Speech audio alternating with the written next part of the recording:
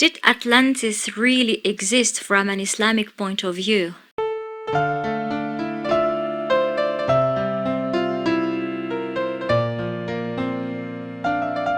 Before tackling what the Qur'an says about Atlantis, let me first give a glimpse of what Atlantis is in case some don't know about it. Atlantis is an island, which is apparently fictional, mentioned in some of Plato's works about ancient Greek mythology. Atlantis has been since then an object of fascination among historians and philosophers, a juicy topic, the wonders of which seem endless. Around the 19th century, people started to link that mythical place to real locations, most commonly the island of Santorini, which was completely destroyed by a volcano eruption around 1600 BC. Atlantis was described as being a huge land located in the Atlantic Ocean just beyond the Pillars of Hercules, assumed to be the Strait of Gibraltar.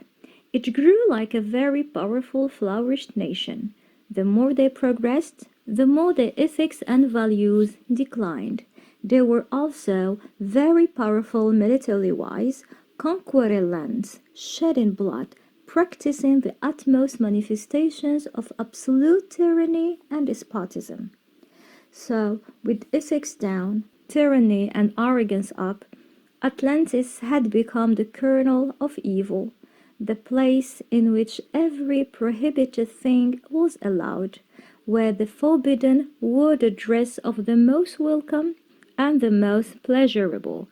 Evil, in short, was applauded. The situation didn't last. The situation couldn't last. Atlantis received the worst punishment ever. The myth said that the gods were so angry that they cast their extreme rage on Atlantis, and Atlantis after that was no more. Now, if Atlantis is preferred to be believed in as a myth, nonetheless, places, cities like Atlantis are real. Some would even claim that Atlantis is real too, and they could be right. There are many instances worldwide exemplifying the terrible fate of some places. Now, let us see verses of the Qur'an which speak about fates similar to the one that hit Atlantis. So we find, and those cities we destroyed them when they wronged, and we made for their destruction an appointed time. And then we have narrated to you, O Prophet, some of the stories of those societies. Surely their messengers came to them with clear proofs, but still they would not believe in what they had already denied. This is how Allah seals the hearts of the disbelievers. And then we have, for he sent against them flocks of birds that pelted them with stones of baked clay, leaving them like chewed up straw. In another instance we have, the people of Noah denied before them, and the companions of the well and Thamud, and Ad and Pharaoh and the brothers of Lot, and the companions of the thicket and the people of Tubba, all denied the messengers, so my threat was justly fulfilled. And again, before them, the people of Noah denied the truth, as did other enemy forces afterwards.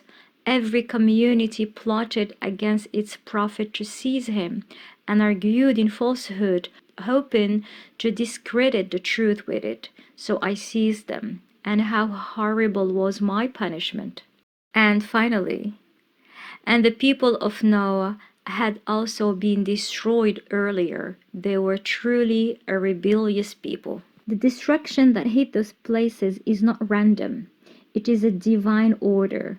When people get out of control in doing wrong, when justice disappears, when tyranny reigns, and when more and more weak, innocent people get enslaved or tortured or wronged.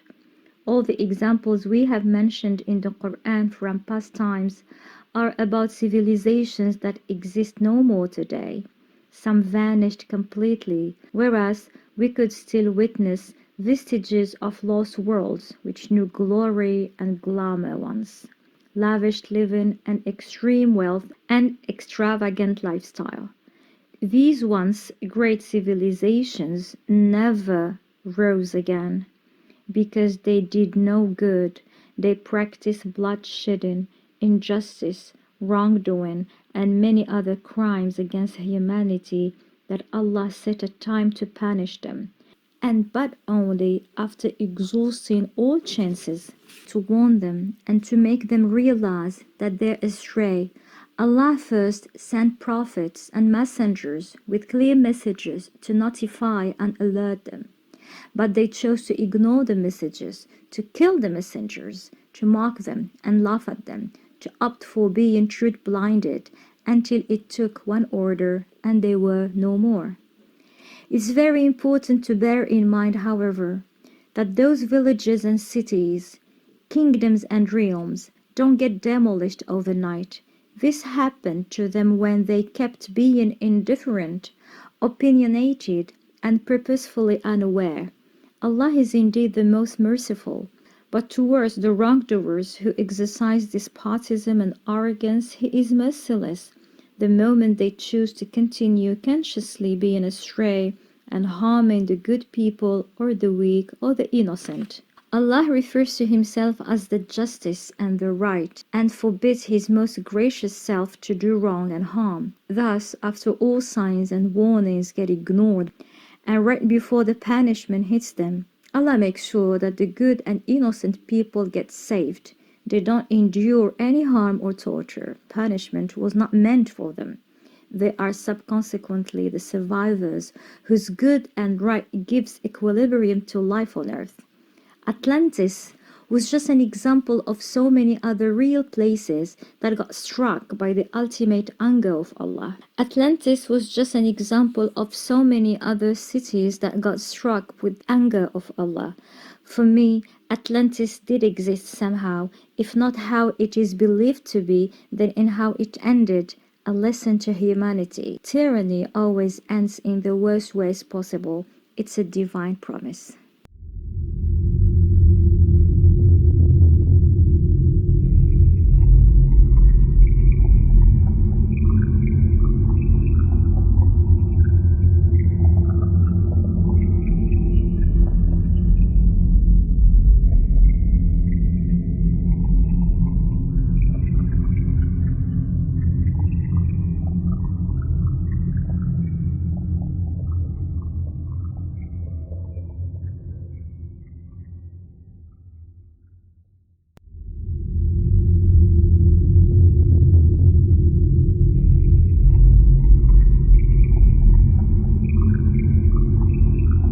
And kindly hit like, hit subscribe, and share with your friends. Thank you very much.